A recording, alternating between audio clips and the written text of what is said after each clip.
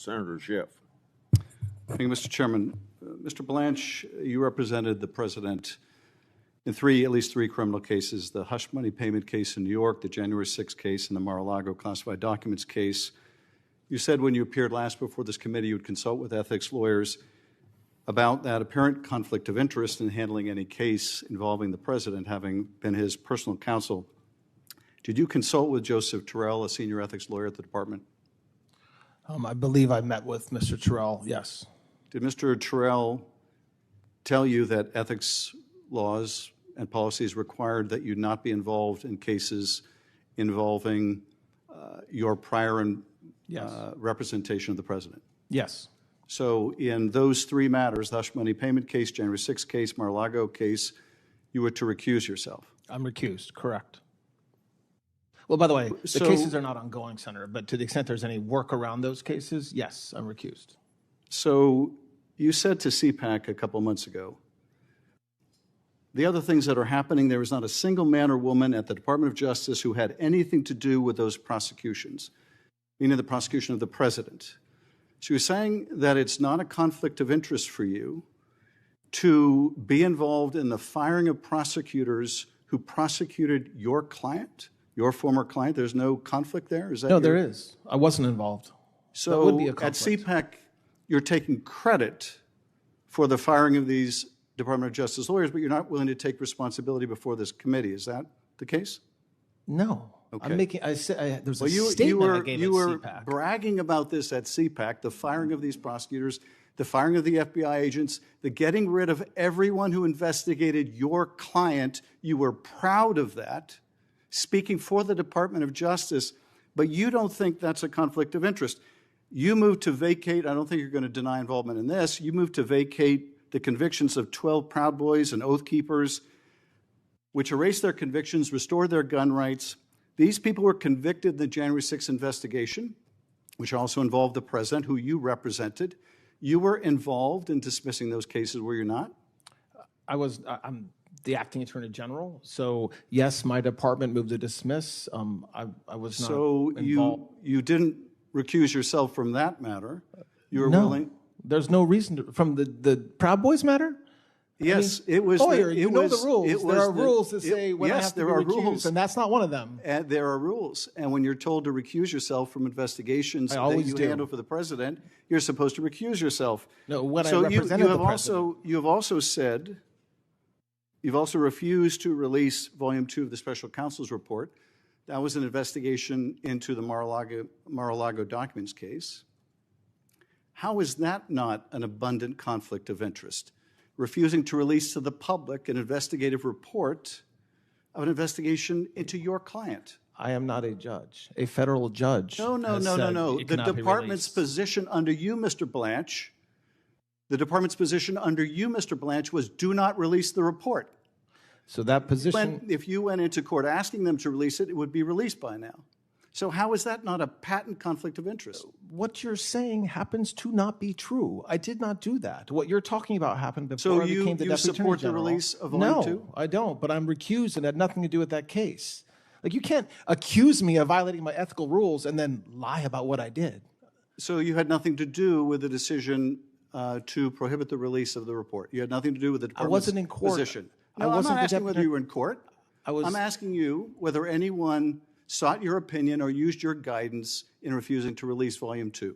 You're saying you had nothing to do with that decision? When that litigation was ongoing, I was a private citizen still representing the President of the United States. It was before March. Since March, to the extent there's been anything in front of that judge, Mr. Blanche, I haven't been part of it. I asked you in your last confirmation hearing whether you would release the report, and your answer was no. Your answer was not, I will recuse myself. Your answer was no, I will not release the report. That was your testimony last before this committee. You subsequently were advised by ethics lawyers not to be involved in these matters, but it appears you were involved in these matters. Let me ask you about another matter. I wasn't involved. You can't say it appears I was involved when I said I wasn't. Let me ask you about another one you have your name on. The truth has to matter at some point. Yeah, it does matter. We just don't hear much of it from you. But let me ask you about another matter you have your name on. I don't think you can deny responsibility here, and that is the IRS settlement agreement. So you put your name on this. That absolves the president of tax liabilities in the past The president was convicted in the case you represented him in of falsifying business records in part for tax purposes.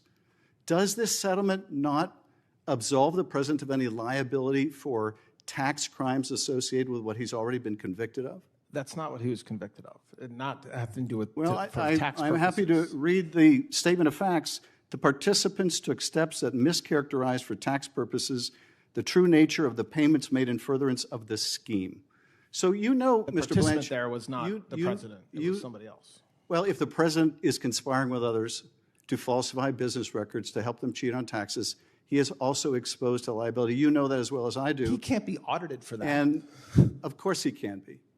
Of course he can be. And he can be prosecuted for it. But the agreement you signed on behalf of your former client, on behalf of your current client, in a staggering example of self-dealing prohibits that. Let me ask you this. Does this tax agreement, this addendum you signed, also hold him harmless from any audit or tax liability with respect to the billions in crypto money he made in his first year as president? It's not forward-looking. So to the extent there are taxes filed by the president or his sons or the Trump organization after the date of that agreement, there's no protection. Well, but before that agreement. So any So taxes... he hasn't filed taxes yet for money he made last year, right? So Yes. no. So if he So no protection. if he filed tax returns this year for money he earned last year, that his sons earned, that his World Liberty Financial, all those people earned and defrauded taxpayers on it, he faces no liability under this agreement you signed. There's no evidence taxpayers were defrauded, and he But is not protected. there's He evidence is in not this protected. agreement He's that not you've protected. absolved him of any liability over No, I it. just said he's not absolved. So the So question this was, agreement doesn't apply to a tax return filed last year or tax filed this returns- year. to tax returns filed after the date of the agreement? No, No, it does not before the apply. agreement. A tax return filed in this calendar year before this agreement. Before the agreement, it applies, not Yes, after. okay, so for a tax return filed this year for last year, for the billions he made, there's no tax liability even if he cheats on his taxes or his kids do or his business do. He is absolved of that further potential liability. No. Well, it's in the plain language of your agreement. Did you write this language? You by have the to way? use the facts, though, Did that you- he hasn't did filed you- taxes yet. So when he files taxes, there's no protection based upon this agreement. Did you write this language? Did I type it up myself? Did you write this language? No. Well, you put your name to it. I did. So who wrote this? I don't know the person that actually typed it. I don't know who it is. Was Someone it within the one Department of the Justice. president's lawyers, or was it someone from the Justice Department or IRS? This document would have been Yes. somebody within the Department of Justice. Well, you have no idea who that is.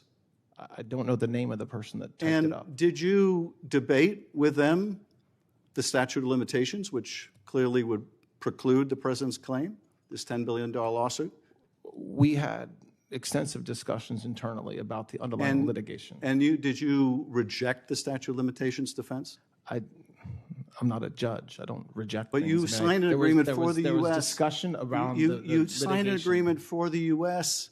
basically indicating that the Justice Department's position that the statute of limitations applies doesn't matter.